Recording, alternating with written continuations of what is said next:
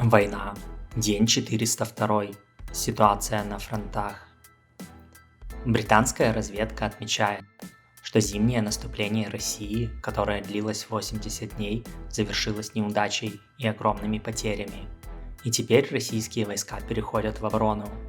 Целью наступления было расширение контроля территории Донбасса.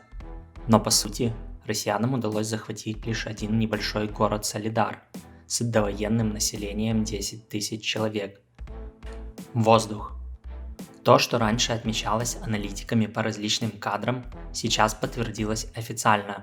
Украина начала использовать умные авиационные бомбы JDAM, о чем сообщили в воздушных силах.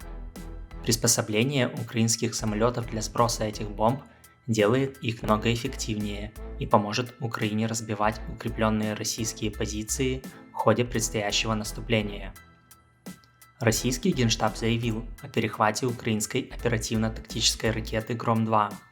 Это весьма странное заявление, так как информации о том, что данный комплекс готов и принят на вооружение, не было, а эксперты отмечали, что для его доработки потребовалось бы минимум 3 года.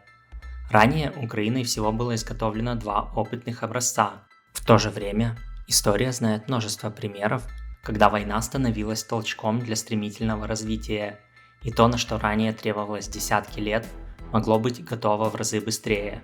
Так что полностью исключать возможность применения Гром-2, думаю, не стоит, а Украина явно заинтересована в обладании дальнобойных средств поражения. Восток.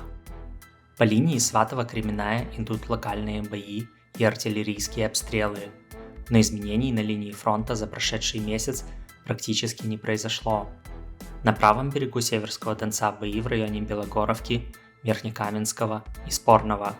Вчера были опубликованы кадры боя за Т-образную посадку в этом районе, где бойцы батальона К2 54-й бригады вернули ранее утраченные позиции, нанеся россиянам значительные потери с помощью 2 танков и 1 БМП. Тяжелые бои продолжаются в Бахмуте, где за последний месяц россиянам удалось незначительно удлинить клешни, охватывающие город, но замкнуть окружение так и не вышло. Сейчас российские войска сосредоточились на самом городе, оставив попытки его окружения. Так уже более недели нет никаких продвижений на флангах. Вместо этого российские войска возобновили наступление в пределах Бахмута.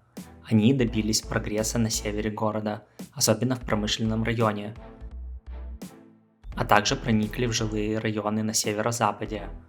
Россияне также продвинулись на юге города и вдоль реки Бахмутка, им удалось прорваться в центр города. Таким образом, они постепенно выдавливают украинских защитников из Бахмута.